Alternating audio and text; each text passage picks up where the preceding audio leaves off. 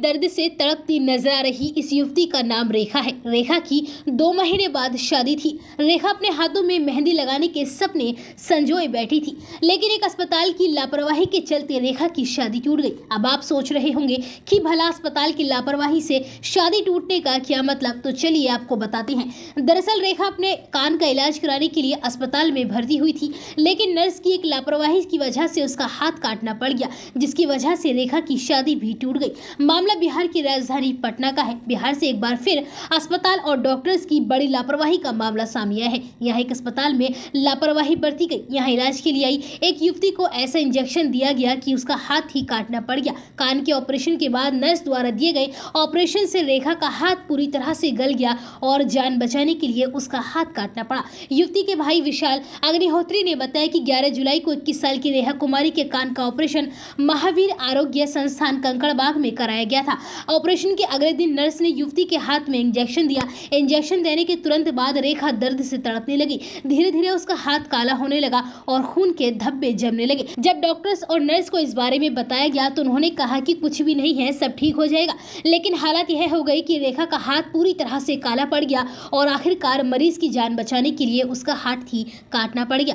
परिजनों ने इस मामले में अब महावीर आरोग्य संस्थान के नर्स और डॉक्टर्स पर लापरवाही का आरोप लगाया है और न्याय की गुहार लगाई है। पीड़ित रेखा के वकील रूपम अर्रिका ने बताया कि नेशनल ह्यूमन राइट कमीशन में केस फाइल किया गया है और यह मांग की गई है कि रेखा का हाथ तो कट गया है, अब उसको नौकरी दी जाए और कंपनसेशन भी मिले। महावीर आरोग्य संस्थान की मान्यता रद्द करने के लिए इंडियन मेडिकल एसोसिएशन में कंप्लेन की गई है।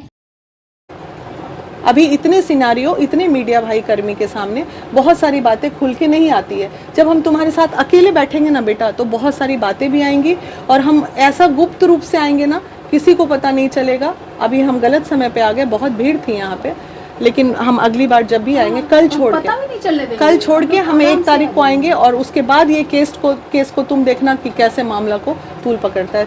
और मेरे पास ये मामला आया था 2 दिन पहले, मेरे पास फोन आया था, पता नहीं किनका था, लेकिन आज फिर तो ये मैडम तुमसे बात की है, नंबर लिया, मैंने इन्होंने बोला कि हम रिक्वेस्ट किए थे कि तुम्हारे साथ गलत हुआ है तो इस गलत का मुआवजा हॉस्पिटल से लेके सरकार को सबको देना पड़ेगा, ना सिर्फ किसी को। ये बहुत बड़ा गलती हुआ है तुम्हारे साथ, अपराध हुआ है और इसमें कहीं ना कहीं बिहार स्टेट को भी इन्वॉल्व होना पड़ेगा कि एक लड़की दिन दहाड़े, आखिर वो कोई मामूली अस्पताल नहीं था ना, कोई एक डॉक्टर बैठ के नहीं चला रहा था। वो जो अस्पताल चल रहा है वो कहीं ना कहीं बहुत बड़े ट्रस्ट के अंतर्गत चल रहा है, इसलिए वो ट्रस्ट को भी रिस्पॉन्सिबिलिटी तुम्हारी लेनी होगी, तुम्हारे जीवन यापन की, तुम्हारे सारी चीज़ें की, तुम्हारी नौकरी की।